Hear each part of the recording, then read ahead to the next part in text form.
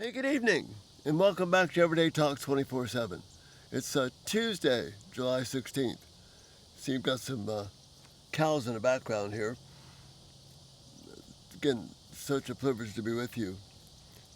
We're talking about the value of wisdom as opposed to rules. And I'm trying to give you some practical examples to do that. Wisdom is not always, can we say, an attractive thing at first glance. There's some danger in it. So that's why you see the thumbnail tonight. You have this beautiful rose amidst these thorns.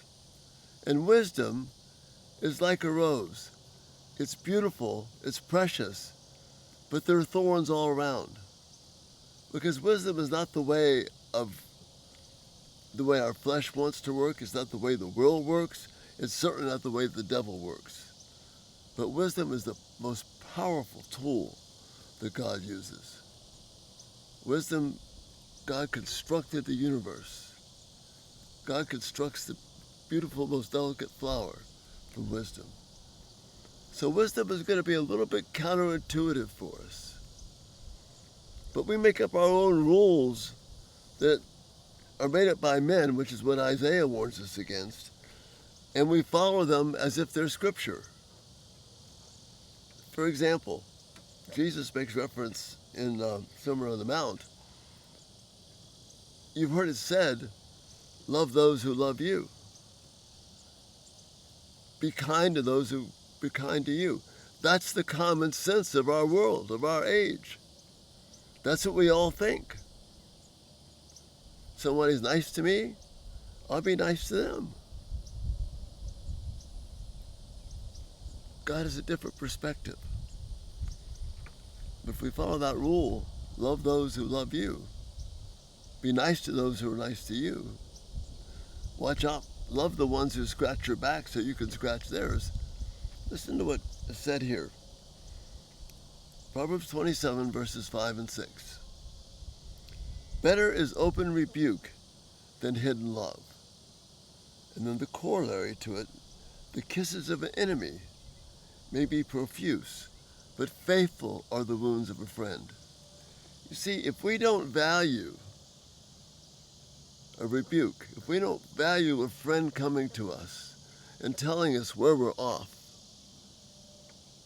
if we don't develop that mindset of seeing the beauty of wisdom, the beauty of a rebuke, we're going to fall into the world's trap, the world's rule of love those who love you.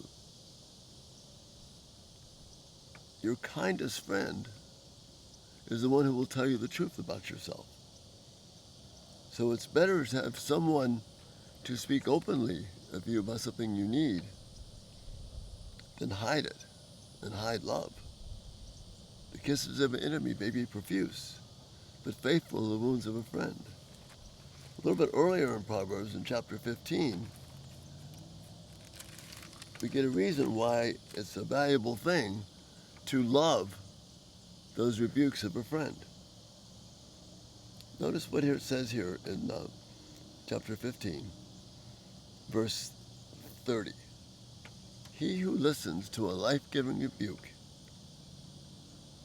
will be at home among the wise. He who listens to a life-giving rebuke will be at home among the wise. Wise people love the rebuke because they know they've got to grow. I know I've got to grow. And we're going to continue to need to grow until the day that we die, till the Lord takes us home. So this chapter 15 just ignores that. Because you see, if you ignore the rebuke, if you ignore discipline, if you ignore hearing the hard things about you, then we read this: he who ignores discipline despises himself, but whoever heeds correction gains understanding. He who ignores discipline despises himself. See, that person here who is just looking for the kisses of an enemy to praise us, they're missing the fact that these are the faithful wounds of a friend. if I don't look for that, if I'm not looking for people to reach out to me, to help me, to cause me to grow, what Proverbs 15:32 is saying, I actually despise myself. Wow. See how counterintuitive that is? Counterintuitive that is to love those who love you. And this unwritten rule, hey, if it's painful, it's bad. Sometimes we need the pain to grow. So that's what's being described for us here. Beauty among the thorns. Yes, it may be prickly, it may hurt, but that's how we grow. That's why we've got to disdain these man-made rules, these common sense rules of love those who love you. Be nice to those who are nice to you.